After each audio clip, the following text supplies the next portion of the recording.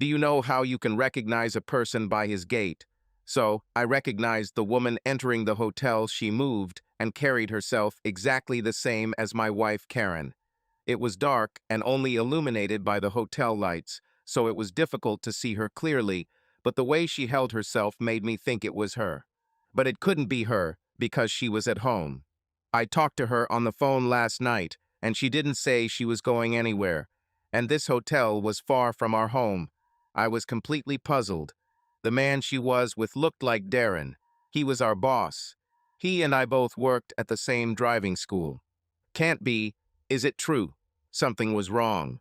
I had just parked in the parking lot of the hotel I was supposed to stay at for the night because there had been a change in my training program, and I had changed hotels at the last minute. It was easy since we had an agreement with this hotel chain. I tried to call home earlier, but got on voicemail. Karen's cell phone went straight to voicemail.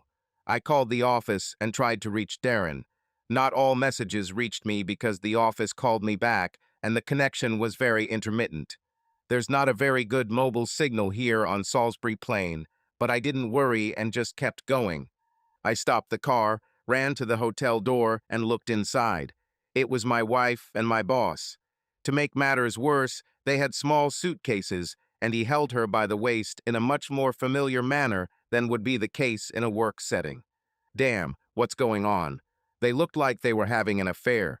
I sat down heavily on the steps of the hotel and felt that I was feeling bad now. I began to breathe deeply. Damn, what's going on here, and what should I do now?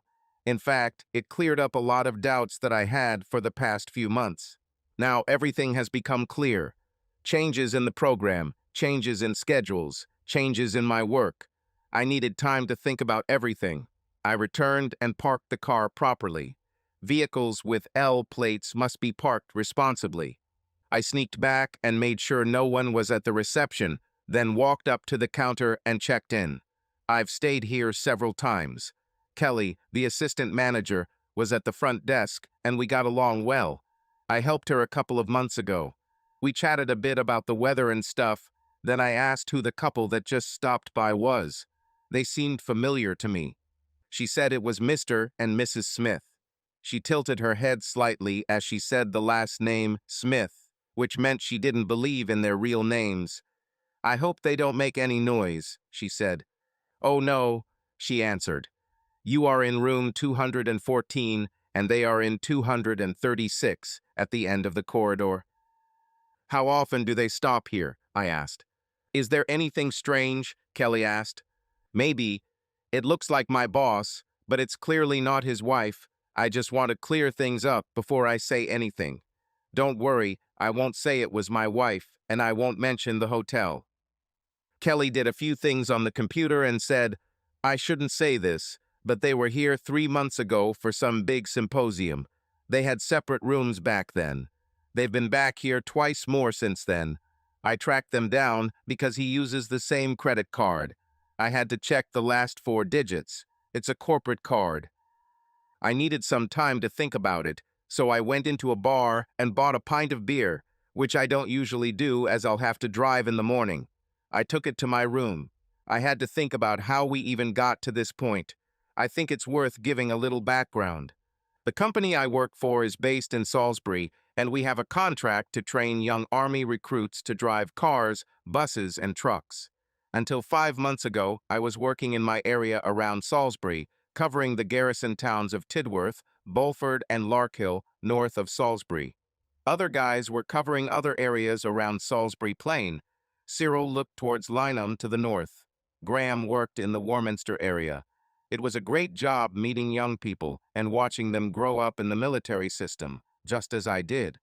The transition from adolescence to adulthood. These sites are well distributed along the edge of the Salisbury Plain, which is difficult to cross unless you have a battle tank or a large truck.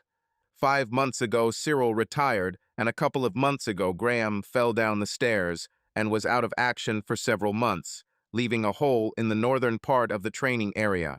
I've been asked to take over the northern training area for a couple of months while they find a replacement and Graham recovers from his fall. There were other driving instructors, but most were young with children and not ex-military. Bonding is easier when there is a shared experience, and learning is much better, so I just went for it. Not for long, Darren told me. Karen worked in our driving school office, handling appointments, payments, bookkeeping, and instructor expenses, including mine, so I was always very careful not to go over the limit.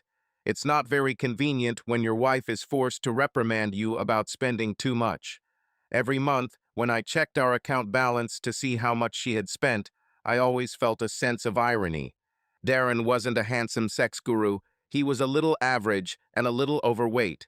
What are they both doing here? Or, as I now began to understand, maybe they had arranged everything so that I would be away and they could have an affair. I needed to find out. I needed proof to show Darren's wife, Sheila. She also worked in our Salisbury office, but she didn't come there as often. I needed to defend my work. The children were still at university. I thought about our life together. Our sex life was always good before we had kids. We tried almost everything. There wasn't much money. It took us several months to save up for her first thigh-high boots. She still wears them. They still fit her. We repeated what we liked. We didn't do anything we didn't like anymore.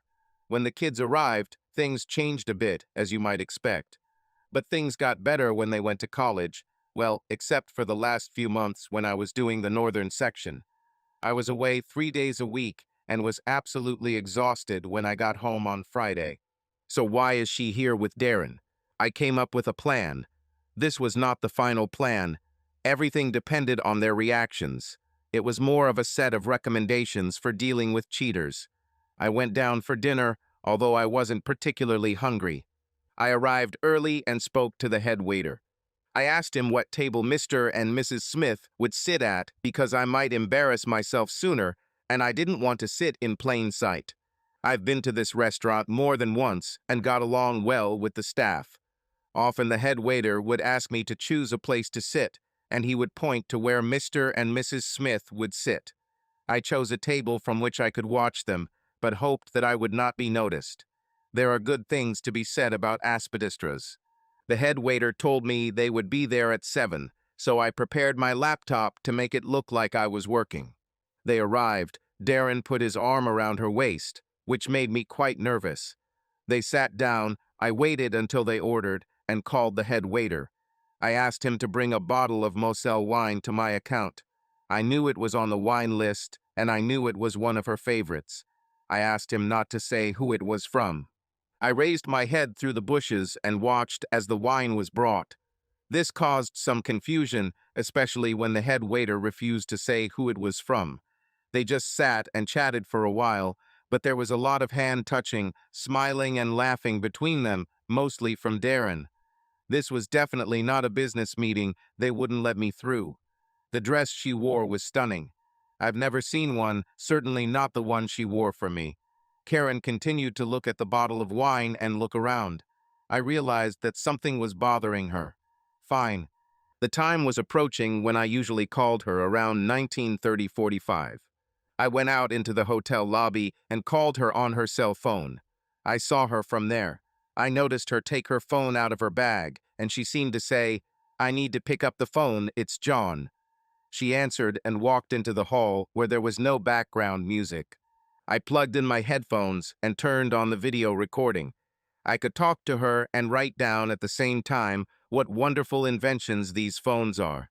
Then I noticed some fashionable young man walking around and filming the hotel on his phone. I paid attention to him because he kept getting in the way and I couldn't see Karen. "Hello, darling," I said. "Just a quick call. Plans have changed a bit. I called the office, but they told me that you left early. Isn't it too stressful? You didn't turn on the TV. It's so quiet in there." I turned off the TV. "I'm just busy. You know how it is. There's always something to do in the house, even if you're not there, my dear. You sound somehow strange. Is this your regular phone?" "Yes, but I use headphones so I can talk and record at the same time." "I didn't know it was possible. Are you writing something down?" "There's some guy walking around the hotel and filming it, so I'm filming the guy who's filming," I said. She looked around and saw that guy entering the restaurant. Did she understand that all this could lead to bad conclusions? A questioning look appeared on her face. I continued. Are you sure you're at home? Is the noise in the background not the same as when we talk on a landline phone? Of course, I'm at home. This is probably your phone. She started to get a little nervous. I tried to call the landline. You didn't answer. I paused. I was probably in the garden. Sorry, I missed it. Everything is fine. Of course, there is a lot to do at this time of year. Don't get overtired. Don't overload yourself. I said. She looked a little surprised at the use of an expletive, not a word I usually use. Listen, I was going to tell you about the change of plans, but something came up. Can I call you later? Of course, honey, just don't leave it too late, in case I'm already in bed. It's still early. Is there something interesting in your bed? Maybe another man? I tried to mean it seriously. I hope it came out that way. Oh no, honey, you are the only one for me. No one can compare with you. So you know, I thought you were my first. Are you comparing me to someone? I tried to lighten the atmosphere a little. I saw her from where I stood. She started to get nervous and maybe even a little unsteady. Well, it's time for you to go back to your comparison man. I laughed and pressed the end call button. She looked surprised, as if she was expecting a bye, love you, but there was nothing like that. She simply held the phone in front of her and looked at it. While she was doing this, her back was to me. This was not part of the plan. I took a moment and walked up behind her to gently tap her on the shoulder. She turned around, saw me, screamed, and fell to the floor. It was unexpected. It was tough, but I headed to the reception to tell them that a woman had fainted. I added that I was not going to touch her so that I would not be accused of harassment. Meanwhile, one of the waiters, seeing her fall, hurried to her, picked her up, and returned her to Darren's table. While I was at the reception, I asked who this guy was who was walking around and filming the video. I was told he was an influencer. I had to clarify what this is, and they explained to me that an influencer is a person who goes around, films everything, makes reviews, and posts them on YouTube. He hopes he'll get a free night, but it didn't work out at this hotel. They had to pay for the room, but they got a free dinner. A stupid idea, to be honest. I realized that the phones were still connected, and I could hear everything they were saying. I made sure I kept recording. Apparently, I did not have time to press the end call button, and in a hurry, pressed the mute button. Karen came to her senses when the waiter returned her to the table. I carefully returned to my desk. I could see them, but they were too busy with their own problems to look for me. John is here, Darren. John is here. It can't be. He's in Linningham. I saw him. He tapped me on the shoulder. One moment I was talking to him on the phone, and the next he was there. She almost burst into tears. He can't find out about us. It will kill us. Wait, why would he do that and leave? Damn, he'll kill us. He shouldn't know about it. He fell silent. If he finds out, Sheila will find out too, and my marriage will also fall apart. I will call him. Darren said, holding up his phone. If looks could kill, Darren would already be dead. You should have thought about that when you started, Karen reminded him. But he would never know. In a few seconds. Busy. Who sent us this bottle of wine? Someone who knows that Schwarz Katz is my favorite. She thought about it. Something is wrong here. Listen, if he's here, we'll say it's a business meeting. Really? Don't be such a fool to dress like that for a business meeting at 8 in the evening. And I just told him that I'm at home. We're on a roll. Okay, let's say that this is the first time, and it doesn't mean anything. We just got carried away a little. He's not stupid enough to believe it. Listen, this only happened a couple of times. We'll get out of it. A couple of times, at least 3 times in this hotel after that symposium when you blackmailed me. Yes, but you liked it. No, damn it, I didn't like it. You slipped me something, took photos. Yes, but you still came again, without blackmail. Well, you showed me pictures of John and that receptionist, whatever her name is. Kelly, I had to restrain myself at the reception. You threatened to fire me and tell John that I attacked you, and you, in a moment of weakness, gave in. Anyway, it became a little fun to relieve the boredom while he was away, she said. It doesn't matter, he'll kill us anyway. But you liked it, he said. It was something to do. He's gone 3 nights a week and is so exhausted when he gets home on Friday that I have to wait until Saturday to get anything. You were just something to do. Kill time. You're not really that good. You're too selfish. But you liked it, didn't you? If I have to do it, at least I'll enjoy it. And with a little training, you can become as good as John. That's when I decided to act.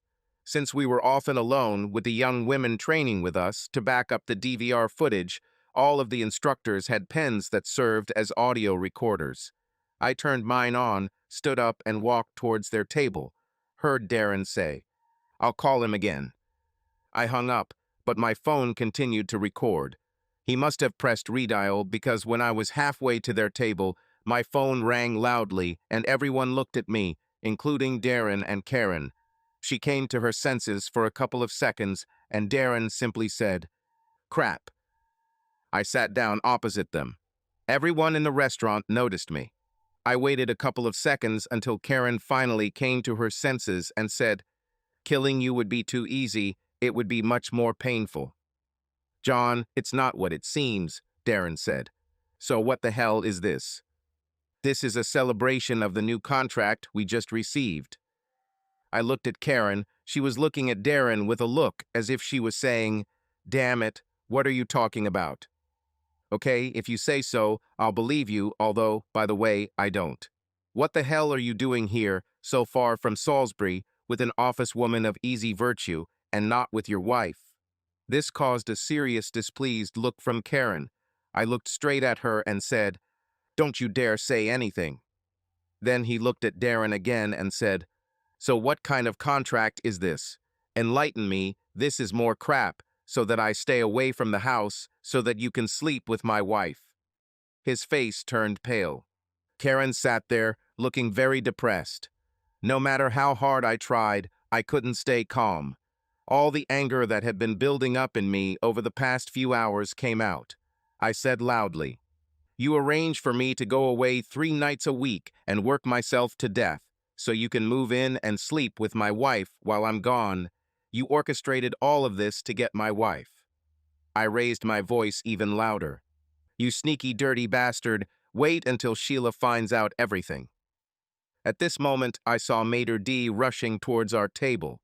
In a quiet but decisive voice, he said, "Sir, you are an important customer for our establishment. Please do not swear and turn down the noise."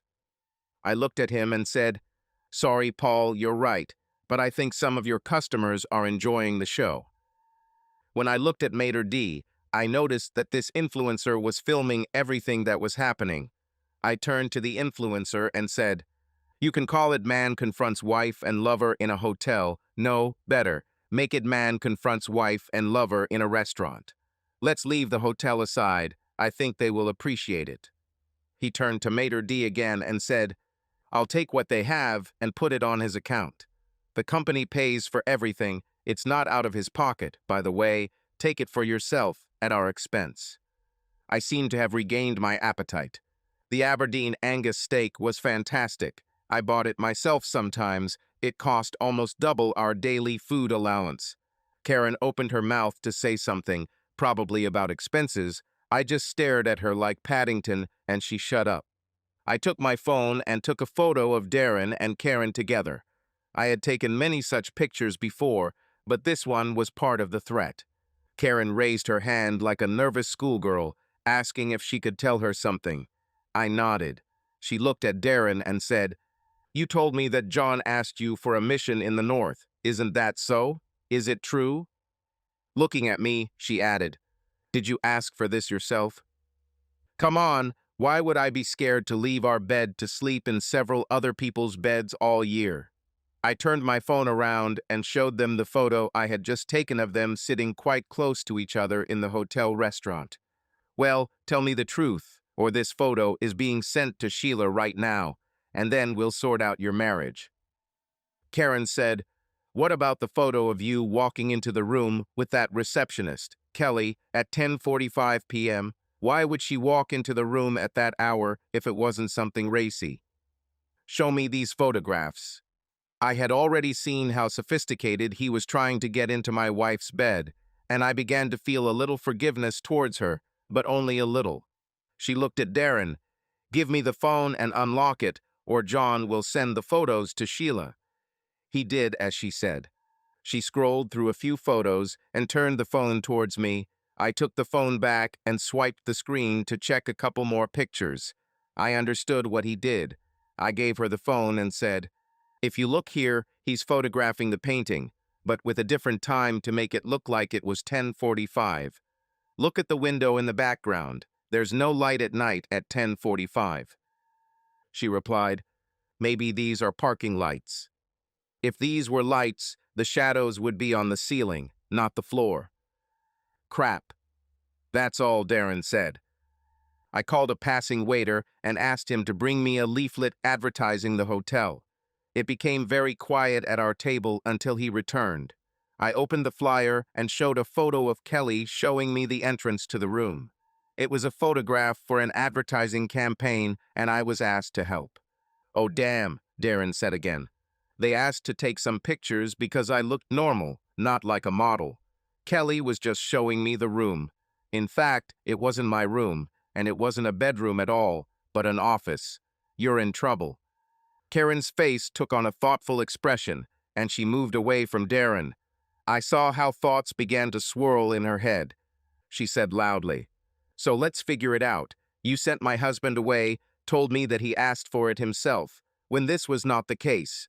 You faked photographs to show that he was cheating. You drugged me, did what you wanted, blackmailed me with the threat of destroying my marriage and my job." I saw how this realization came to her in a few minutes, but it took me several hours. I was surprised that the slap she gave Darren didn't break his jaw. The entire restaurant, including the influencer, stared at us, and there was deathly silence. The influencer continued filming. She was about to hit him again, and I was ready to let her do it, until I saw Mater D walking towards us. I grabbed her hand and said, "Calm down, or we'll be kicked out, and I'm not finished yet." Seeing this, Mater D returned. Even though the restaurant had become very quiet, everyone was eavesdropping on us, waiting in whispers for the next step. I think they haven't had this kind of entertainment for 10 years. "Oh, it will be even worse," I said. "I may have missed something, but here's what I think." I reached over and took some of the wine from Darren's glass and took a sip. "Delicious, you don't need it." "I love Schwartz cats too," I said, placing the glass in front of me. At this time, Mater D brought me a steak and said quietly, "Cut the noise or I'll kick you all out." I got the hint. Being kicked out would be disadvantageous for me. I was the most aggressive, so it was probably my fault. I looked at him and said, "Sorry, Paul, you're right. I'll behave better. Now I have dinner." Let's start with what I consider the beginning. Cyril retired and Graham fell down the stairs. This gave you the opportunity to send me north, keep me away from home for at least 2 days, but it turned out to be 3. You knew that I would not let the company or the client down and used this to my advantage. You promised that you would hire new people to replace Cyril and distribute the workload better. I looked at Karen and asked, "How many interviews has he done in the last 5 months to replace Cyril?" "I don't know about any, but he told me that you are happy with it, that you like the extra salary." "Money does not compensate for lack of time at home." I took a bite of steak. This gave me time to think. Did he even put up an advertisement? As far as I know, nothing like that happened. Okay, second point. He's inviting you to a symposium on driving simulators. Wouldn't his wife, who owns the company, be a better person to make those decisions than someone who does the paperwork? But she got sick and couldn't go, and everything was already booked. All he had to do was take an extra room. "Do you know why she got sick?" I asked. "She's allergic to nuts. How easy would it be for him to give her something with nuts and make her sick?" I'm not saying he did that, but considering what he did to you, I wouldn't be surprised. You poisoned your wife, you sick bastard, Karen shouted. Throughout this tirade, he looked down at his hands, but at these words, he looked up and said, I would never do that to Sheila. I love her. Karen looked at him furiously. Then why did you sleep with me? And with this cry, she got up and sat down next to me. She looked at me and said, I'm so sorry. Can we talk about this? I ate another piece of steak, looked at her and said, later, maybe. We'll see. I've almost decided what I'm going to do. Okay, tell me about the symposium and the blackmail. I only know what I overheard, I said. Karen explained that although she had her own room, she woke up in Darren's bed naked and with a terrible hangover. She decided that she had had too much to drink, and he, like a gentleman, put her to bed in his room. She didn't think about it anymore.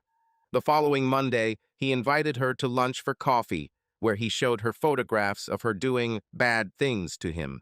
He said that if she did not continue, he would get her fired, I would be fired, and accused her of being the one who attacked him and that he was weak. He would supposedly throw himself at the mercy of his wife, who always forgave him for his mistakes because she loved him, and would almost certainly forgive him if he could pin the blame on Karen. I was angry, but I had to see this through to the end, so I tried to remain calm. I leaned across the table, grabbed his hand, and pulled him onto the table. So you drugged my wife and then used her, you disgusting bastard. He was in a panic, looked at me and said, No, no, no. What's the point of having sex with someone who's like a dead fish? There's no pleasure in it. I took another piece of steak. It was really very good, as was the wine. I used this time to calm down, but to make Karen and Darren even more nervous. The next thing is expenses, so I assume you pay for all this. Of course, Darren replied. I know how many times you stayed here with her because you used the same credit card, the company card. I looked at Karen and said, That's a stunning dress, and I'm sure you have equally stunning lingerie underneath. I've never seen it. You've never worn it for me. Where is it from? She lowered her head, then slowly raised it, looked at me and said, Darren bought it. He said it would suit me. It really fit. The dress was gorgeous. At least he had an eye for such things. So, who do you think paid for all these lunches, meetings, and sexy clothes? Him or the company? I suggest that when you come into the office on Monday, you carefully check his expenses, like you check mine. And everything that doesn't concern strictly official purposes, you will convey to senior management. I have one question. Why are you in this hotel? Karen replied, I saw it as revenge to do this at the hotel where you cheated on me. But I called Darren to inform him of the change of plan and said that I was heading to the next location. Karen's face turned pale. She looked at Darren and said, You really are a stupid bastard. He told you where he would be, but you still brought me here. You really are an arrogant pig who only thinks about himself, huh? No, I just got a message that he was leaving. The office couldn't hear him well. They thought he was going to Lynham from Warminster, and not vice versa. But even then, we'd still be here at the same time as him, you stupid bastard. Karen spat out these words to Darren, but he didn't follow my plan that I gave him. I let them continue arguing while I finished my steak and thought it was time to call it a day. Okay, let's recap. First, you used my loyalty to the company and the client to force me to do something I didn't want to do. You kept me away from home 3 nights a week, and I worked so hard that by Friday I was so exhausted that all I could think about was just going to sleep. You lied to me about a replacement for Lynham. You didn't even post an ad looking for a replacement. I continued, You drugged my wife and then took compromising photos to use for blackmail and get more sex. You fabricated evidence to convince my wife that I was cheating on her.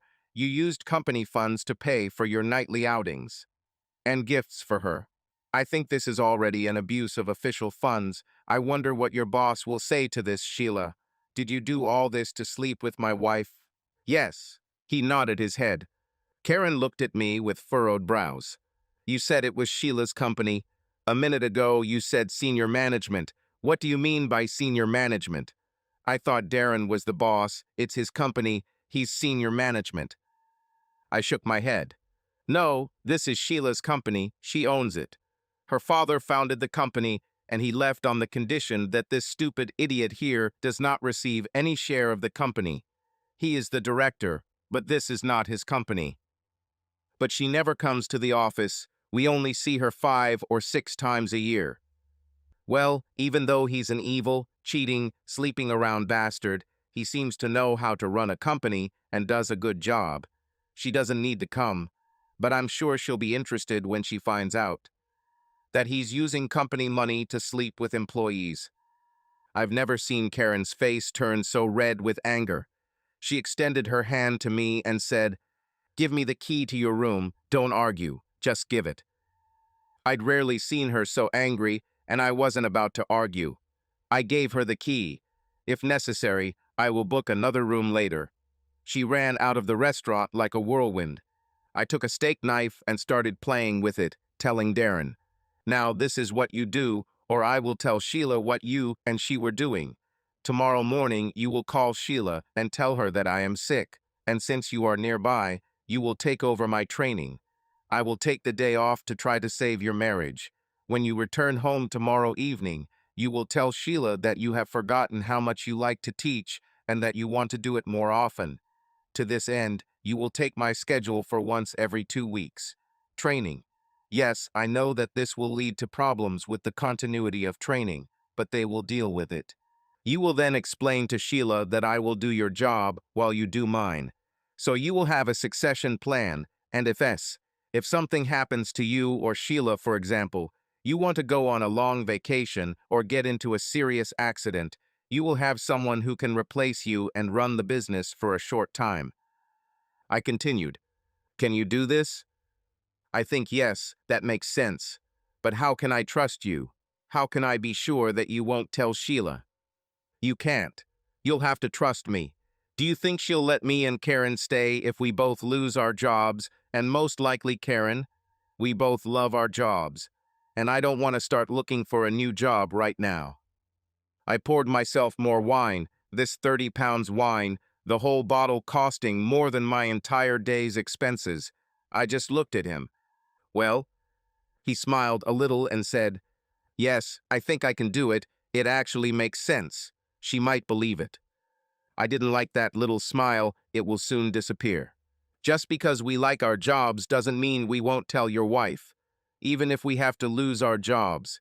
If we lose them, it will be fun to sue for wrongful termination. It will shut down your business.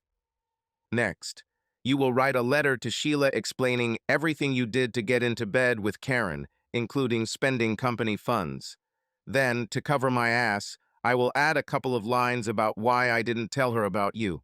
I like her, she has been a good friend for all these years, I used to like you too. I don't want her to suffer even more, so you will be faithful to her, and I will leave this letter in case. Blackmail. At that moment, Karen returned. She walked a little slower, but didn't change much at all. She completely changed her clothes. She sat down next to me and said, "That's another thing. I started to feel a little dirty in these clothes. I threw them away. Oh, and Darren, I wouldn't let Sheila unpack your suitcase. There might be surprises in there. I think I lost a couple of pairs of underpants." He was no longer smiling. I continued, "Oh, and finally, you will stop cheating and be faithful to Sheila, because if I see you doing something again, I won't need to remember this affair. I will just tell her about what you are doing now." He raised his head a little and shook it. "I won't write a letter. I'll do the rest. I understand. Giving another person power over you is not so easy." I picked up the phone. "Well, I wrote it all down, and it will immediately go to Skeel." He raised his hands. "No, wait, I'll do it. The letter would not stand up in court, but it doesn't need to, only in Sheila's court." I leaned across the table and said with a sarcastic growl, "Right now, boss, go and write a letter. She," I nodded towards Karen, "should try to save her marriage." She grabbed my hand and looked into my eyes. "Is there a chance? We can do this, right? When I came here, there was no chance. But after I listened to you two and found out what that sneaky bastard did, there was a chance. But what I want to know is how could you, in good conscience, cheat on me with him? I pointed at Darren. At that moment, he got up and left. I thought about it when I went to change clothes, and I think I have some kind of explanation. Boxes, revenge, excitement, no sex 4 days a week. I was thinking about this, to be honest. I haven't finished thinking yet, so some things will sound chaotic now, but some things I have already realized for myself. All this is mixed up in my head. I won't be able to tell this in the right order. First of all, I'm so sorry. I'm sorry I cheated on you. I'm sorry I hurt you. I'm sorry we're here in this situation now. Even though Darren deceived me, I have to take some of the blame. I'm sorry, honey, but there's something you won't like. However, it was never your fault. You did nothing wrong. I don't know where to start. Let's put it this way, revenge. When I saw you with that pretty young secretary coming into your room at that time of day, I had only one thought in my head. You're cheating on me when you're not home. I just remembered that while showing me the photo, he made hints like, "Why is that pretty secretary coming into your husband's room at this hour? I wonder what they could be doing. I'm sure it's completely innocent." Now I understand that he was very cunning and threw doubts and thoughts into my head. It didn't help that you were gone every week, and when you came back on Friday, you were too tired to make me happy. Now I know it was all a lie. I opened my mouth to ask why she didn't talk to me about it, but she quickly leaned over and kissed me, silencing me. Please let me finish, honey. The next thing is probably why I continued this after I found out that he had slipped me something. And then he blackmailed me. I should have come to you right away, but I was afraid for our work, for how we would pay for the university for our children. This is not an excuse. I should have done this, but I didn't, and for that I'm sorry. It was a mistake. Sorry, honey, this part might be painful. It hurts me, so I don't know how it will be for you. I missed sex. After age-related hormonal changes in my body, I had a terrible desire, but I didn't get it in sufficient quantities. Yes, toys helped, but it's not the same as the real thing. It was as if he was filling a gap. It was only once a month, but it was enough for me to be ready for you. This is a pathetic excuse, I know, but I have no other. And there was also a little excitement. It was a little exciting to do this in a hotel where I thought you cheated on me. Now that I know that you didn't do it, I feel terribly ashamed of it. I opened my mouth again, but she put her finger on my lips and continued.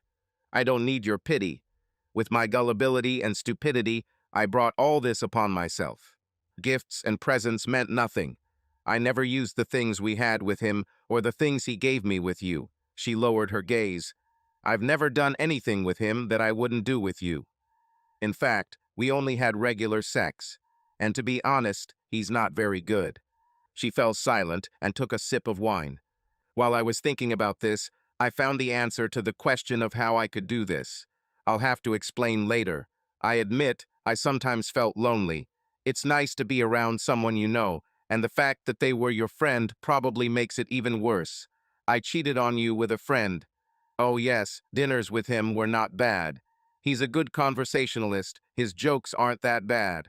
And there was also revenge and a little excitement. She smiled slightly. But he's terrible in bed. I think the fact that he bought me clothes helped keep it in separate boxes. How could I do this?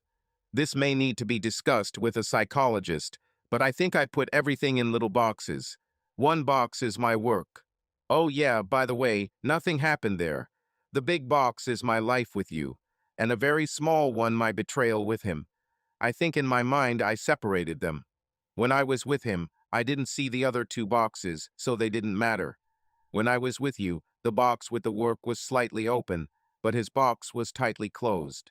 It was as if betrayal didn't exist. I could just ignore it. I can't explain it any other way. I'm so sorry, dear. I felt bad for cheating on Sheila, but I justified it by saying that I was protecting her by not telling her anything. I think it was another box. She took another sip of wine. Sorry, dear. It seems I talked too long. How can I fix this? Can we overcome this? I really love you. Can you forgive me? I know it will be difficult to forget, but I will do my best to help you forget. I'll do anything. Can we go up to your room so I can start making amends? After what I heard, I have already decided to forgive you. But you're right, it will be difficult to forget.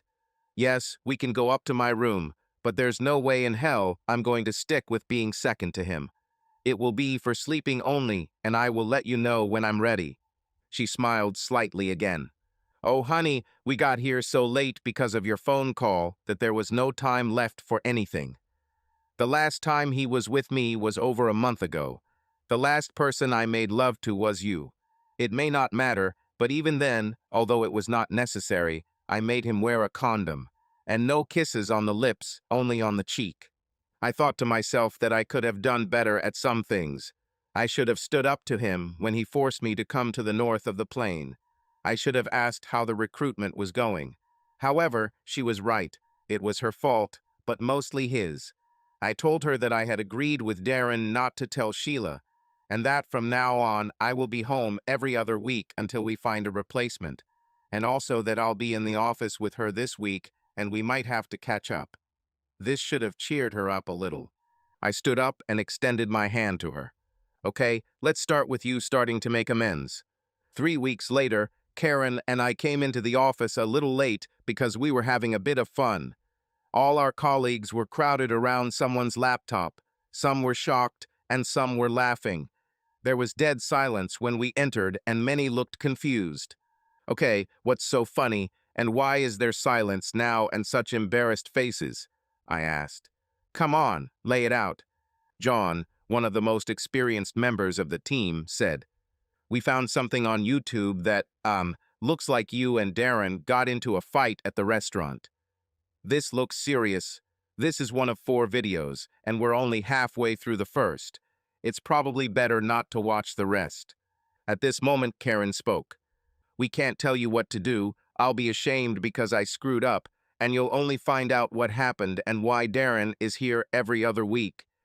But I beg you, please don't tell Sheila. Don't tell Sheila what? Crap. She was standing right behind us. Oh, damn, Karen and I exhaled at the same time. Sheila rushed to the laptop and opened its screen. From where we were standing, I could see that the title of the video read, Husband Catches Wife and Lover in Restaurant, and the picture was clearly Darren, and if you looked closely, you could see my face. Steam was literally pouring out of Sheila's ears. Looking at us, she shouted, You two, come to my office, and right now. She turned around and left. Karen and I followed her. On the way, I stopped by my desk and collected some things.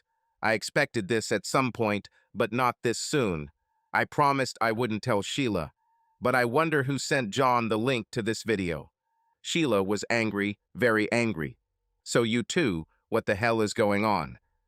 Before I could open my mouth, Karen stepped forward and said, Sheila, I'm so sorry.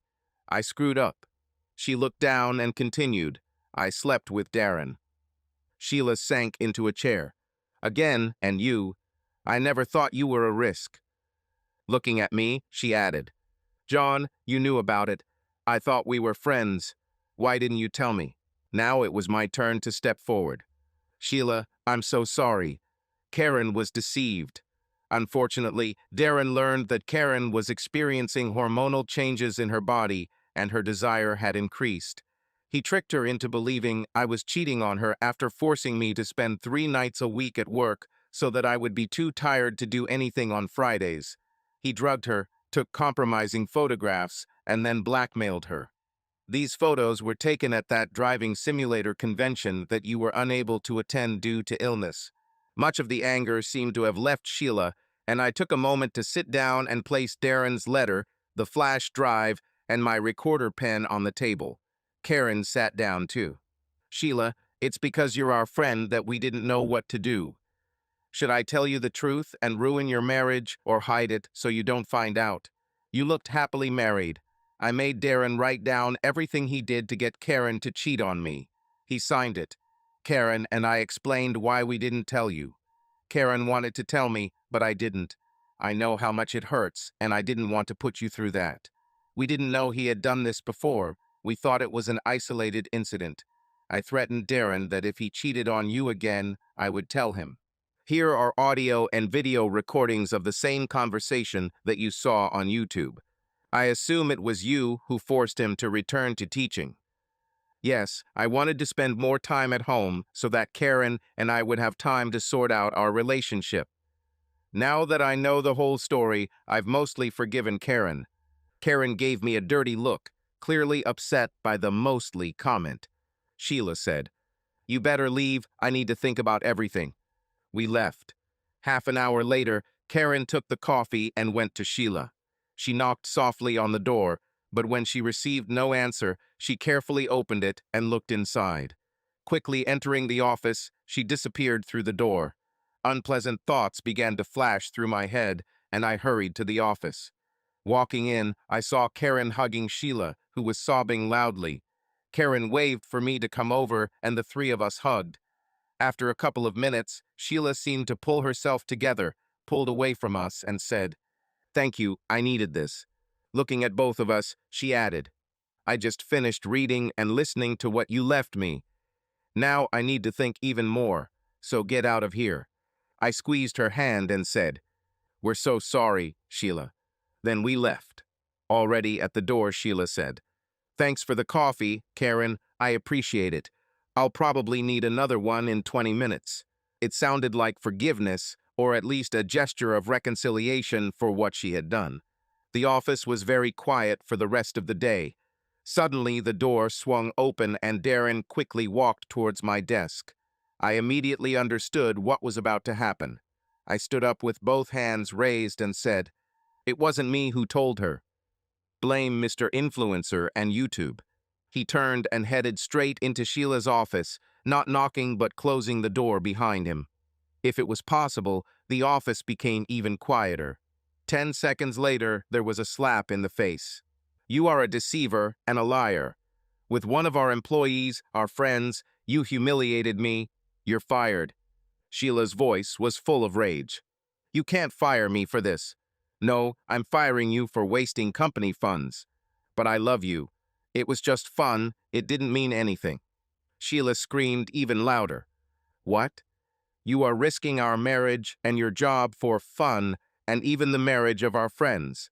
Do you realize that Karen can hear you?" There was another slap.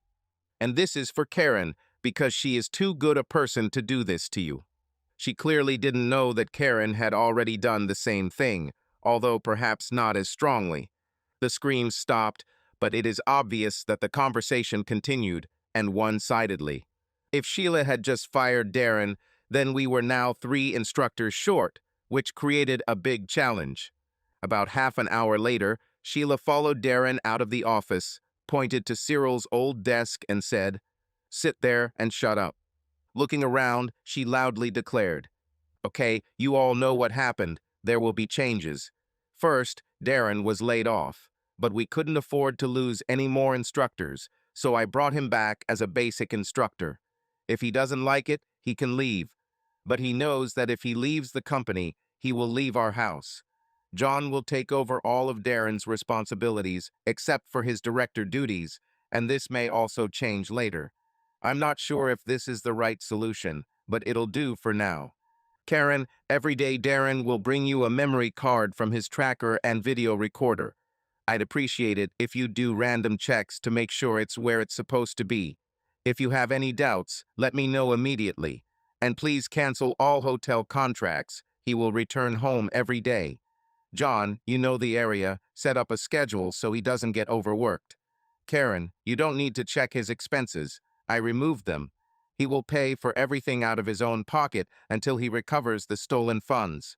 He will provide you with all the receipts. You will monitor his spending, okay?"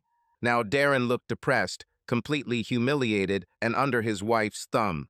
Looks like divorce was still on the agenda. As much as I wanted physical revenge, I didn't want to lose another instructor and jeopardize my contract with the Army. I'm a patient person. Now I don't have to travel so often. Karen tried to atone for her guilt. I didn't mind. We now had time for the excitement she wanted. We found this in the office supply warehouse, if he can confirm. Sometimes we could go too far. We were asked to leave a department store in the city center. Who would have thought that there were surveillance cameras in fitting rooms? This is a violation of personal space. A loud, authoritative voice said, "Please open the door. We know what you are doing there." I mentioned this to the security guard as we were leaving. "We don't know, but we can say that your wife is not very quiet." As he held the door in front of us, he whispered to me, "Cool, buddy." While that voice may have affected my physiology and thrown my mood off a bit, it had the opposite effect on Karen. We headed to a nearby park and found a secluded spot to finish what we started. Later, we went home, to a very happy home. Claire. Claire, that damn bitch is a cheater. This time she won't get away with it. I was angry, most angry with myself for being a naive fool and believing everyone. I needed proof. She won't get half the house. It belongs to me. Claire and I met at university. I studied electrical and aerodynamics engineering, and she studied psychology and social sciences. We met at a party. I was a little depressed and guilty at the time. My grandmother just died, and I returned from her funeral. I rarely visited her for the last couple of years, the busy life of a young student. But she left me her house as an inheritance. His parents didn't need him. It was not a large house, but spacious enough for a family of 4. I have wonderful memories of this house of my grandparents before he died. My father was an aerodynamic engineer. Mom worked as a deputy manager in a bank. The house could do me more good. As a child, I often visited my grandmother. After her grandfather died, she was lonely, and I came to her to keep her company. When I got older, I helped her around the house. Despite the fact that I spent a lot of time with friends, I always found an opportunity to visit my grandmother. After the funeral, I went to look at the house and saw that she still had the Airfix Beaufighter model I had built 15 years ago. This was my first airplane model. She was still standing there. I felt guilty for not visiting her more often. Nothing could be changed now, but it still made me feel sad and ashamed. Claire and I saw each other on campus. She was sweet, and we exchanged smiles and nods. At a party, she noticed that I was depressed and tried to cheer me up. She succeeded. She cheered me up, or at least made me less sad. The next day, I thanked her by inviting her for a beer, which eventually turned into dinner.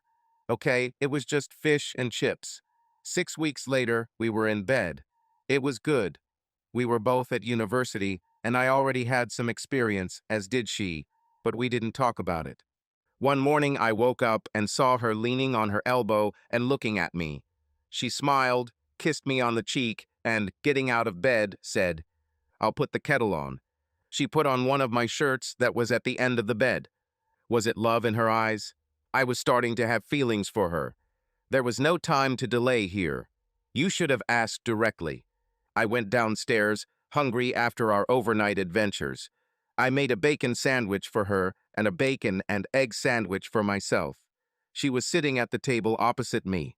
Her gaze was directed into the distance. She was clearly in her thoughts.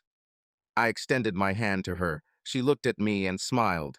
I told her when she came back to us, "Honey, I need to tell you something. I'm starting to have serious feelings for you."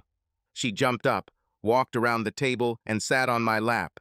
I wasn't exactly aroused, but I wasn't relaxed either. She grabbed my face with both hands and kissed me deeply. "Thank God, I love you. I was just thinking about how to tell you about this without scaring you." I don't think I mentioned the word love, but I didn't dwell on it. "So we're exclusive now?" I asked, remembering our past. "I've been exclusive since we met at that party." I couldn't say the same, but I've been faithful to her since we first made love. 2 weeks later, she moved into my small apartment. We had to force ourselves to study. Living with her, being close to her, I fell in love with her deeply and madly. I was a little worried about the future. I had a job in my hometown with the company where my father worked and my grandmother's house to live in. Claire's hometown was 70 miles away. She returned to her parents and quickly found a job with a large insurance company with offices throughout the country. We spent every other week driving around the M4. I seemed to know every pothole in the road. Then everything worked out. The deputy manager of her company in my city was about to retire. The company, knowing about our connection, offered her an interview. She did it and got the position by accepting the offer. Claire was supposed to move to my city in 3 months. It was perfect because I proposed to her and the May wedding was planned at our local church. There were a lot of cherry trees and their blossoms would look amazing, like natural confetti. Everything was going well until I caught her. On Friday, for Claire's birthday, I was going to visit her. I took the day off from work and hit the road Thursday night to surprise her. I even bought a dozen roses. When I got to her apartment, her car was parked in its usual place, but the lights were not on in the apartment. I opened the door and immediately realized that she was not at home. Perhaps she went out to the store or somewhere else. I found a vase, poured water into it, and put roses in it. Then I made myself a cup of tea. About half an hour passed and Claire still had not returned, so I decided to check her location through my phone. She was in the pub around the corner. We rarely went there, it was too noisy. There were a lot of young people. I thought about calling her, but then there would be no surprise. I headed towards the pub. It was quite noisy inside. I looked around and didn't notice her right away, but then something white flashed and caught my attention. There she was, standing with her arm around the neck of a man who seemed familiar to me. His right hand lay on her waist, and there was a white bandage on his hand. They kissed passionately, just like she kissed me. I was shocked. I took out my phone and took a few pictures. The girl at the bar saw this and immediately rushed to Claire. I didn't wait for a reaction. I turned and left. I headed back to Claire's apartment. I needed to pack my things. I sent her a photo I had just taken with the text, "I'll pack my things so you can bring him. You know where to send the engagement ring." When I got back to her apartment, I didn't have any suitcases, so I took a big black trash bag and started putting my things in it. I had just made it to the bathroom, picking up my supplies, when Claire burst into the apartment with that same man. Well, this will be interesting. Darling, it's not what you thought. It was just a kiss. We just kissed. Nothing happened. Please, it was just a kiss. Forgive me. Fuck you. And I went again. You stand here, say nothing happened, and bring him here to humiliate me even more. That's it. We're done. Who else knows that you are cheating on me? I saw that girl rush towards you, so she definitely knows that you are doing something wrong. I'm leaving. It was just a kiss, nothing more. Kiss with your hands on his neck. I know what kisses like that lead to, remember? Have you already slept with him? No, I wouldn't do that to you. She looked me straight in the eyes. Then maybe it was just satisfaction. You're good at this. Did you train on it for me? I couldn't contain my sarcasm. No, my dear, I wouldn't do that. Still looking into my eyes. I headed towards the door. Here he spoke. Sorry, man, nothing happened, believe me. It was just a friendly kiss. She apologized for this. He raised his hand with the bandage. She slammed my arm into a door last week and broke several bones. She was simply apologizing. They don't apologize like that, exchanging saliva and tongues, as I've seen. And how many times has she already satisfied you? There's something else here, and I don't know you, so no, I don't believe you. And then he did a strange thing. He took out his phone, unlocked it, and handed it to me. Only once, I was in despair. Listen, here's my phone, it's completely open. Check everything. Messages, mail, Instagram, Twitter, you won't find anything related to her there. A couple of work posts, but check them out for yourself. I checked. There really wasn't anything suspicious, there just a couple of messages about work, and an apology from Claire. They met a couple of times, but it seemed always in the company of colleagues, never alone. But I still didn't like the kiss. And why didn't she tell me that she pinched some guy's hand in the door? I looked at her. Will you give me the same opportunity? Give me your phone so I can see what's there. She silently handed me the phone. I knew her password, just as she knew mine. I thought we had no secrets. Turning my back to them, I checked all messages, mail, social networks. And except for a couple of moments that coincided with what I saw on his phone, there was nothing. And then I made a cunning move. I changed the password on her phone and called mine from it. My phone rang. I took it out of my pocket, answered, and turned the volume down to low. I put her phone on the table, looked at them both. It began to seem to me that nothing but satisfaction had happened, but I had no intention of staying. I need to think things over. Give me that wedding ring. I'll keep it for 2 weeks, which will be enough time to decide whether it will go back to your finger or to the jewelry store. She took the ring off her finger and gave it to me with tears in her eyes. Now get out of my way. I went out. As soon as I was outside, I turned up the volume on my phone to hear what they were going to say. "Sorry, Claire," I heard him say. "I didn't want to ruin everything for you. I like you. I wouldn't want to offend you. But when I said I was having trouble doing certain things and you offered to help, I thought you were kidding about satisfaction. If I had realized that you were serious, I would never have agreed. I was only joking, idiot. Didn't you understand that? But when you agreed, I found myself at a dead end. I had to do it." "Okay, but that doesn't explain the kiss Michael saw. Why did you do this?" "I don't know what came over me, just an impulse. It was stupid and right in the pub, in front of everyone. If Shelley hadn't seen Michael take the photo and alerted me, I wouldn't have even looked at my phone. The pub is too noisy, you can't hear anything. Who knows, we could go further because honestly, Claire, if you offered me something more, I would take it. You are beautiful. I completely forgot about Michael and your engagement."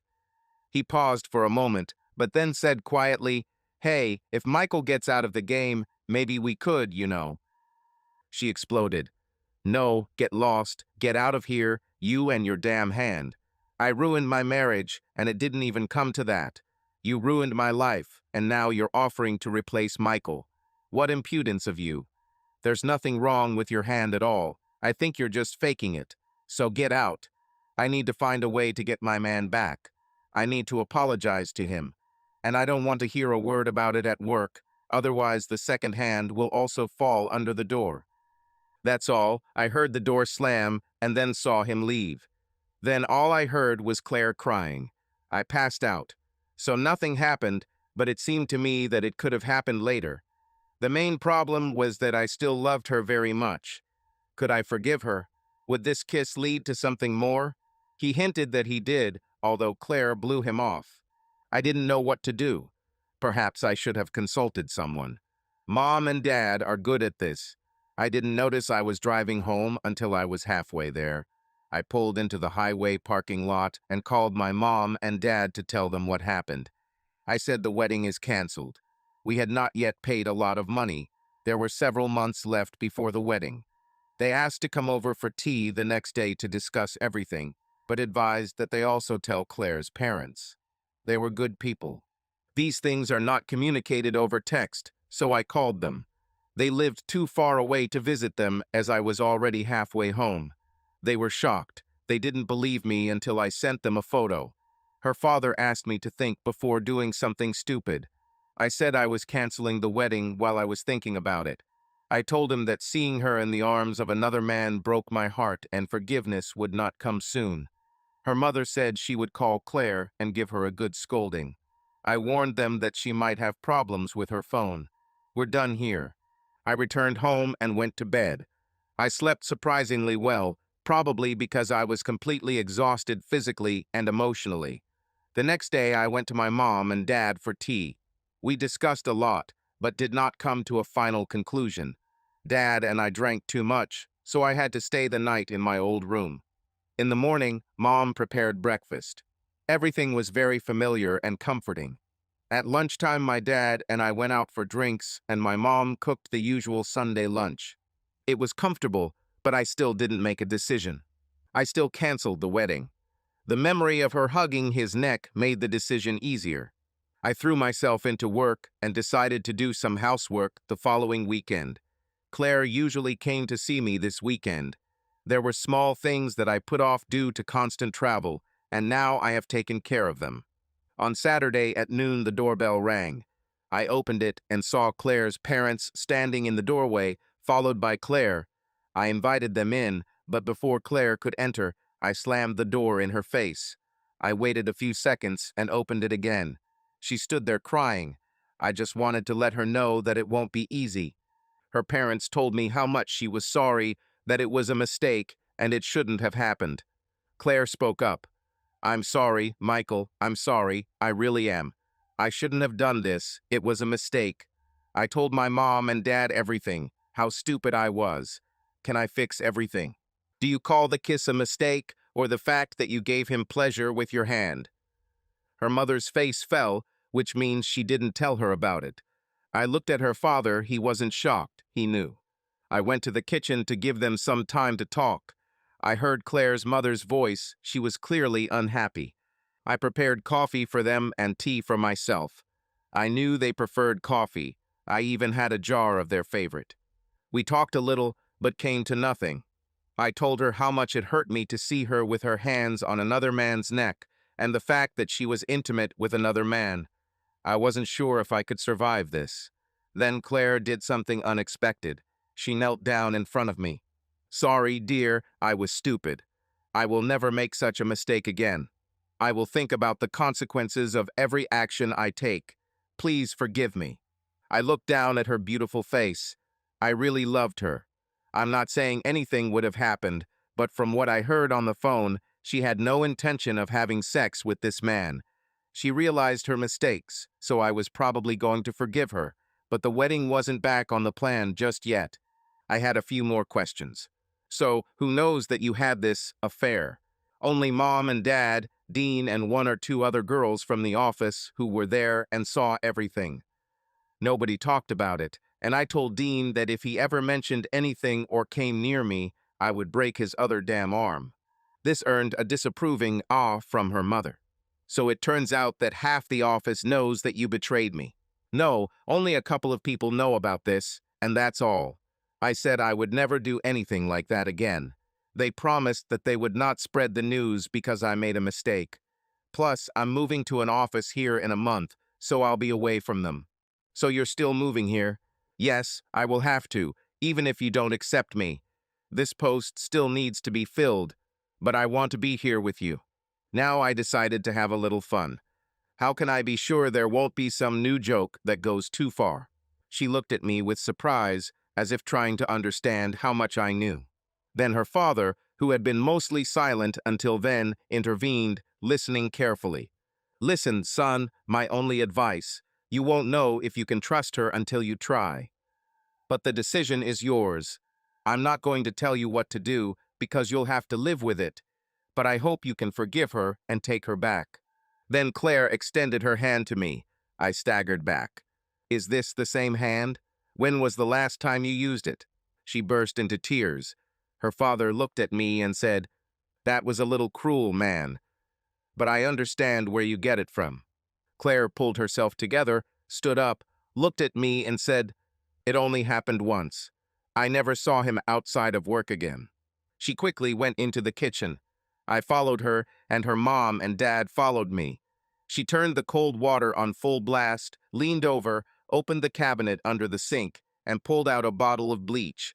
She took off the cap and poured it onto her right hand, front and back, waited 5 seconds, and then put her hand under the stream of water. She turned, looked at me, and raised her hand. "Absolutely pure, not a single molecule of it remains here. The only man this hand will touch will be you, if you accept me." I thought it was a nice gesture and started to believe her. I took a towel and gave it to her so she could dry her hand. "I'm not saying you're forgiven, but you better come here next weekend so we can start looking for an apartment for you." I was hoping I could move here to make things right, but I understand you. I had already decided that I would forgive her after that bleach thing. She could seriously hurt herself, but I wasn't going to make it too easy. She arrived the following weekend. We didn't look for an apartment because we spent most of our time in bed. The next weekend, I went to see her. I wanted to check something out, so we went to that same pub. A couple of her colleagues were there. Nobody said anything. I watched them closely. There were no hidden glances, no chuckles behind one's back. It looks like everyone kept their word. We never looked for an apartment. She moved in with me. Her engagement ring was back on her finger, and we had a fall wedding instead of a spring one. Things were going well, and we settled into a comfortable family life. We visited our parents and went on vacation. We then decided it was time to have children before the grandparents became too old to enjoy and look after their grandchildren. Claire stopped taking the pills. After 6 months, nothing happened.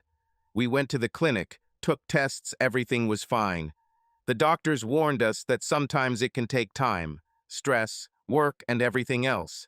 They advised not to do it every 5 minutes, but to let it happen naturally. And that's exactly what we did. We just let the situation go and waited for everything to happen on its own. It was a busy time for both of us at work. Claire had a backlog of audits, and I was finishing up a major repair on a client's aircraft. Due to supply issues, we were delayed, and I worked every hour I legally could. When I wasn't working, I ate and slept, so the intimate side of our life was noticeably reduced. We were always busy this time of year. It was normal for us. But to top it all off, Claire's father had a heart attack, and on the only day off I didn't have to work, I went to see them to help. I was hoping that in a couple of weeks, when things had calmed down, we would get back into our relationship and things would get better. That was until I changed the blade in the razor. I usually don't bother putting the old blade in a special container. I just throw it straight into the trash. I pressed the pedal with my foot, the lid opened, I removed the old cartridge, but it fell past the bucket. As I bent down to pick it up from the floor, I noticed a small lid from a cardboard box. I recognized her. It was a pregnancy test. I searched the trash can for the rest of the box and the dough itself, but they weren't there. I finished shaving and went downstairs. Claire hasn't left for work yet. She was sitting at the kitchen table, drinking coffee. I put the lid in front of her and asked, "Where is the rest?" "Oh, I threw it away." "Why didn't you tell me about this?" He was negative again, and I didn't want to upset you. Then I asked the next, much more serious question. "Why did you take a pregnancy test? We made love only twice in a month.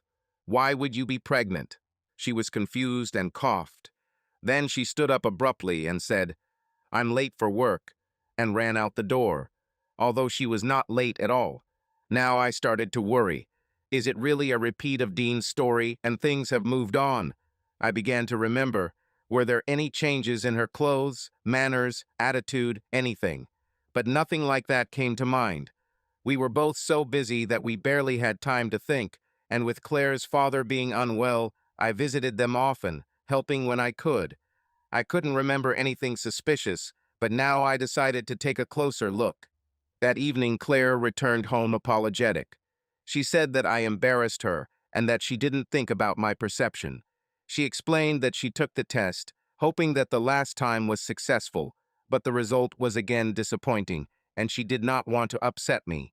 She suggested spending the weekend together in a small cottage to atone for her guilt. She promised to wear only stockings and her 15-centimeter heels at all times, as well as any lingerie that I choose. I said that sounds good, but her women's days start this weekend. She came up, kissed me, and said, "Thank you, dear, I completely forgot about that. Then let's move it to next weekend. I wouldn't want to spoil your holiday." And then it dawned on me. If her lady days were supposed to start in a day or two, why take a pregnancy test? This is strange, and women do not forget such things as the beginning of a cycle. Her days had truly begun. But now I started to notice strange things. She seemed to be using fewer tampons than usual, even though she was usually pretty careful about these things. This time she left the box in plain sight. The weekend was great. She really only wore stockings, high heels, and a satin peignoir. I enjoyed every minute. Now I started looking for something suspicious, but still didn't see anything. No changes in her behavior or clothes.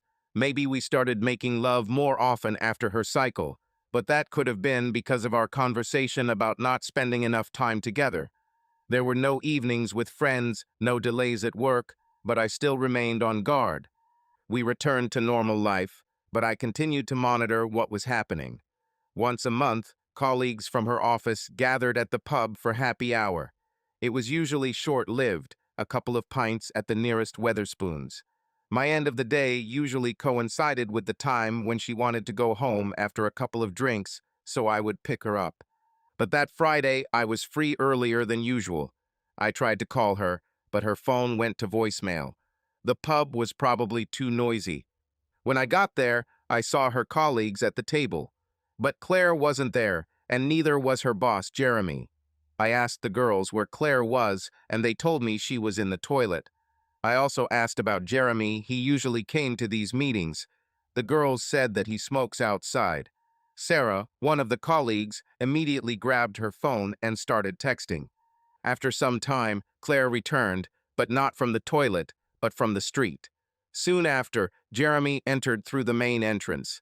The entrance from the smoking area also led to this door. Claire came over and kissed me. Then I smelled a faint scent of fragrant smoke, so she wasn't in the toilet. I wasn't going to put up with it. I said loudly for everyone to hear. If I catch you cheating, I will divorce you and you will get nothing.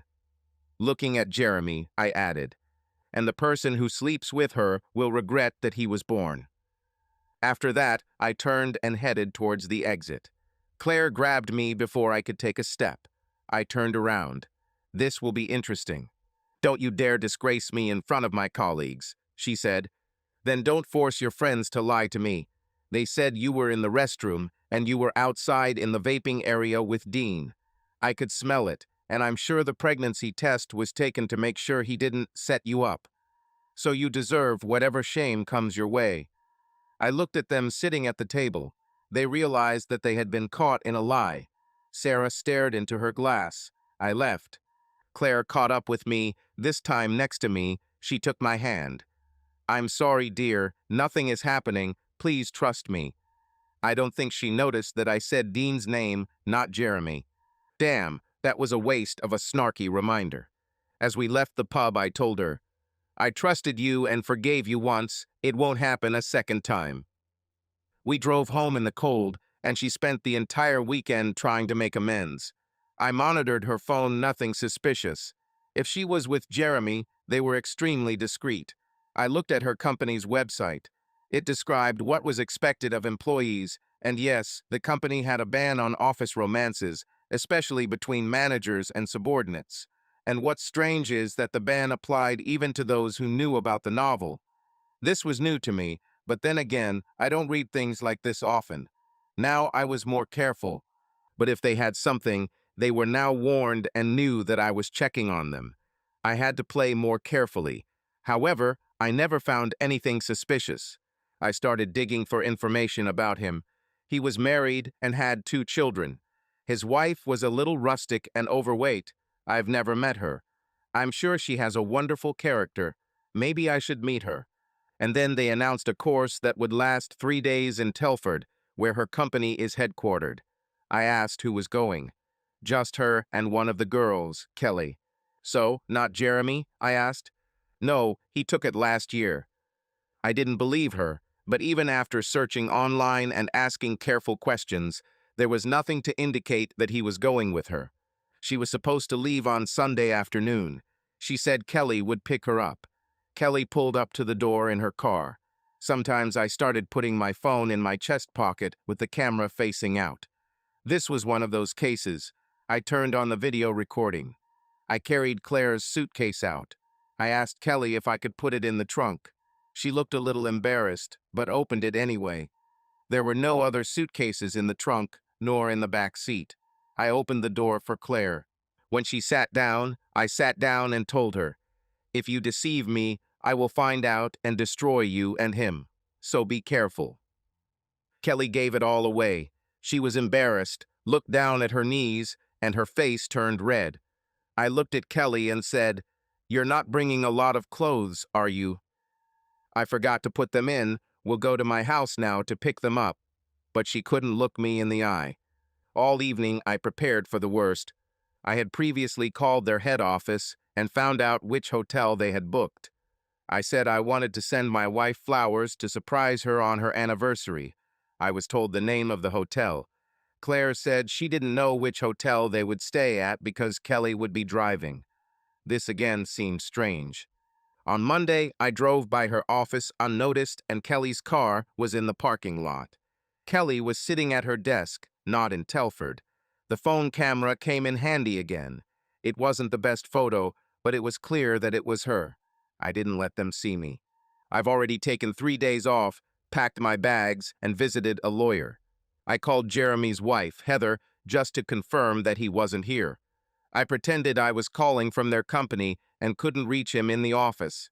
She said he was on a course in Telford. I had met Heather a few weeks earlier. I ran into her by chance when she was picking up the kids from school. She really turned out to be nice, but not very observant. She didn't notice that I had no children to pick up. I told her that my wife and her husband worked in the same office. What a coincidence. I mentioned the course, and it turned out that Jeremy was leaving on the same dates. It's a little strange that the head and deputy head of a department leave at the same time, unless someone specially arranged it that way. In fact, I did not meet her by chance, but did it on purpose. She was a good woman, simple-minded, but good. I noticed that their children attend an expensive private school, not something Jeremy's salary could afford. Judging by the way she was dressed, she seemed to have the money. And people don't usually use the Aston Martin DBX SUV to pick up their kids from school. I booked a hotel room and sat in the lobby. I put on clothes completely different from my usual ones. I was wearing a baseball cap, although I hate wearing hats indoors. Claire knows this. On Monday evening, after finishing the course for the day, I saw them arrive. There were about 20 of them, and they sat at 4 tables for dinner. Jeremy and Claire did not sit at the same table. I watched them all evening. They stayed away from each other. It was unusual for 2 people from the same office to have at least some contact during the evening. There was no communication here, as if they were deliberately avoiding each other. However, it would be foolish to act openly, so if they were going to do anything, it would have to be done secretly. I didn't know if it would be in his or her room. There were 3 floors in total. Around 9:15, Jeremy left. Luckily, the stairs were next to the elevator. I ran upstairs and saw that he had gotten out on the 2nd floor. I couldn't see which room he went into, but it was one of the back rooms at the end of the corridor. I went back down the stairs to watch when Claire left the meeting. She waited for about 20 minutes. I ran upstairs again. Hell, she was on the 3rd floor, right next to the elevator. She spent only a couple of minutes in her room, then left and headed to the elevator. But I had a bad feeling that she would use the stairs. I quietly ran downstairs. She wouldn't want to be caught in the elevator. I saw her leave on the 2nd floor and walk down the corridor. Apparently, this was the same room that Jeremy entered. I managed to walk down the corridor and see the room number 214. Now the hardest part. I decided to wait an hour before knocking on the door, hoping that I would see them discussing work in front of their laptop. No, I'll give them 45 minutes, I told myself. In fact, I only made it to 35 before I approached the room.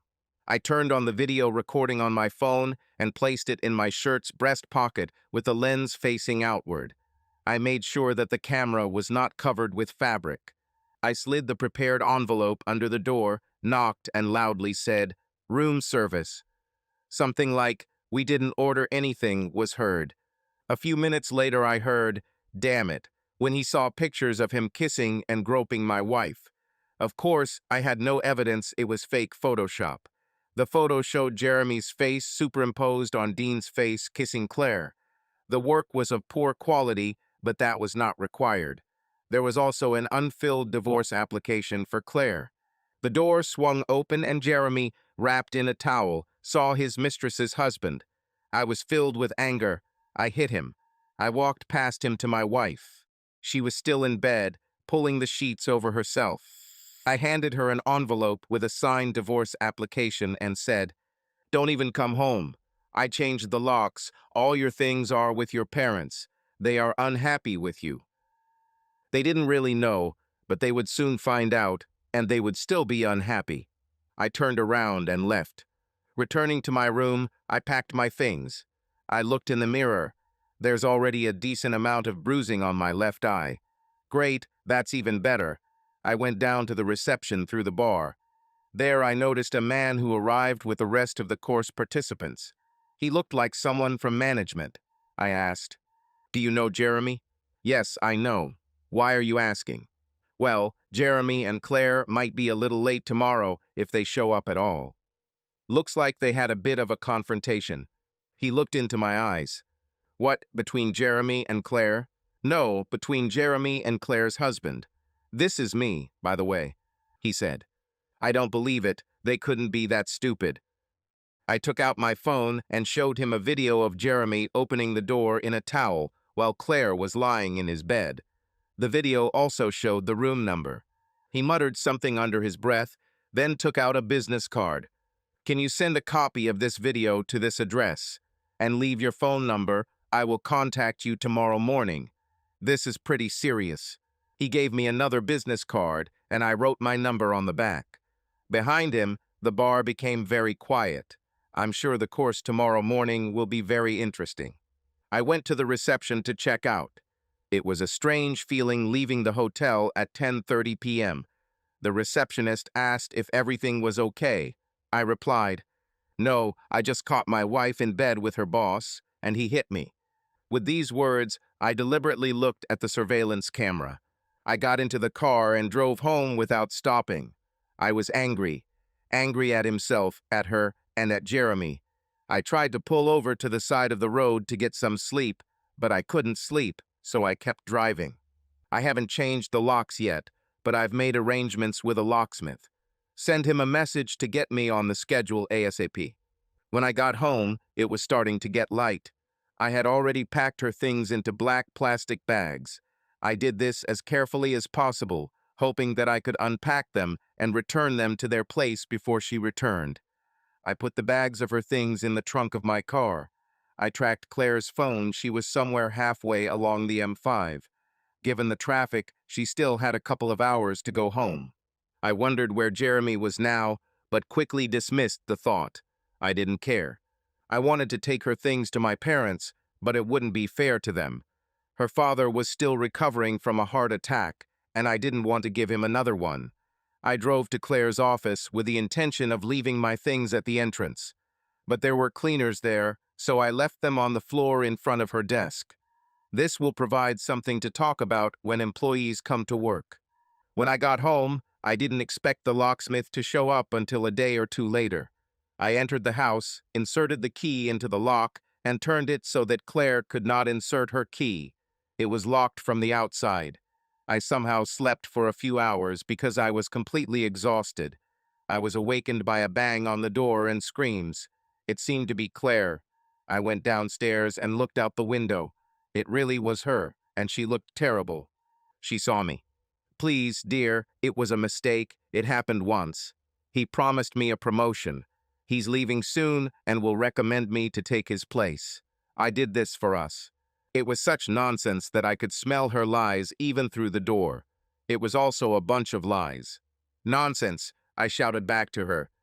"I don't care why you did it. All that matters is that you did it. You betrayed my trust. Please let me in. I'll explain everything." "How do you explain all the planning that went into this? Convince Kelly to pick you up, arrange for Jeremy to take the course a second time, and meet secretly at a hotel. All this was thought out in advance. What else have you planned? How long does this last? What else is Kelly hiding about you? We planned this so that we wouldn't get caught. It was just one time, darling, honestly, just one time. I don't believe you. How long have you been sleeping with Jeremy? You know what? It doesn't matter. Even once is enough." I put a chain on the door and opened it. She thought I would let her in. No chance, but at least we could talk without shouting. "So I can assume that the entire office is aware of your infidelity, obviously Kelly and Sarah too. So probably everyone else knows too." She didn't answer the question again. "Please, dear, I can explain everything. The manager's salary is much higher. We'll have more money when the baby arrives." "Okay, then explain this to me. Why did you take a pregnancy test a few days before your period, considering that due to all this running around, we only had sex twice in a month? Have you checked to see if Jeremy got you pregnant?" She didn't look surprised. She didn't answer or try to pretend she didn't understand. She just looked at the floor. This explained everything to me. I continued. I don't need any explanations. I only need one thing: for you to leave my life. This is the second time you cheated on me, and I was an idiot. I was an idiot for forgiving you the first time. This won't happen again, so sign the divorce papers and we'll be done with this. Now she looked depressed. I need things. Can I take them? She said quietly. I left them in your office. The cleaners were kind enough to let me in. I closed the door in her face. I felt sorry for her mom and dad. I really did. With everything fresh in my mind, I sat down at my computer and wrote a letter detailing the events, my suspicions in the pub, Kelly's role in the deception, and the moment I caught Jeremy and Claire nearly naked in the same room. I have included photos, video, and audio of our conversation at my front door. I sent a copy to my divorce lawyer. I expected Claire to struggle. Claire did dispute this, but gave in when her lawyer showed her the evidence. I suspect her parents may have influenced her decision. She was fired. Kelly was also sacked for helping with the Telford trip. Her marriage began to have problems when her husband found out the reason for her dismissal. Sarah received a reprimand and an official warning. Informal remarks were made to the rest of the office staff. They won't see any bonuses this year. Some families will have a lot of awkward conversations when it comes time for bonuses. Sarah's boyfriend left her. Jeremy put up an unexpected fight. Heather filed for divorce. He disputed this and tried to convince her that Claire had lied to get him fired and take his place. If he had managed to save his marriage, he could have appealed his dismissal from the company. The case went to court. This rarely happens these days. I was a witness. I described what I saw, and Jeremy's wife's lawyer played a video of Jeremy and Claire in the same room. Jeremy's lawyer tried to have the recording rejected because it was made on private property. I didn't understand what this had to do with a divorce. Heather has already seen it. Then it dawned on me. If he could get the video removed, his company wouldn't be able to use it, and he could sue them for unfair dismissal. Tricky bastard. The judge disagreed. I was not a professional photographer. This was not a regular practice, and I used the recording to obtain evidence of infidelity. This was not considered private territory, since nothing prevents strangers from entering this hotel and moving around freely. So there was no right to privacy, and most of the video was filmed from outside the room, especially when Jeremy hit me. Claire was subpoenaed by Heather. She said Jeremy convinced her that if she slept with him, she would get his position when he left in a few months. She couldn't stand it, burst into tears, and admitted that she later found out. The company had planned to appoint her in Jeremy's place from the very beginning. She didn't need to sleep with him, the job was hers anyway. Well, at least it could be. The trial took place after our divorce was finalized. Claire ran after me as I left the courtroom. Honey, can we talk? Please, can I say a word? I looked at her. She still seemed beautiful to me. She has lost some weight, probably due to the stress of the divorce. She looked very well groomed. I began to feel sorry for her. Okay, I could use some coffee after all this. I headed for the door, and she quickly caught up with me, taking my arm. It was nice, like old times. She found a table. I brought her coffee, tea, and a couple of cookies. I sat down opposite her. She reached across the table and took mine. I let her do it. She looked at me. Her eyes were full of tears. Honey, I'm so sorry. I should never have done this. I got a hint from head office that I would get Jeremy's job, but nothing was confirmed. Everything went quiet, and I thought they had changed their mind. So I just tried to guarantee everything. I thought I was doing this for our sake, to secure our future. It's not your fault. And to be honest, he wasn't very good in bed. She took a sip of coffee. Can we try again, please? I'll do anything. All.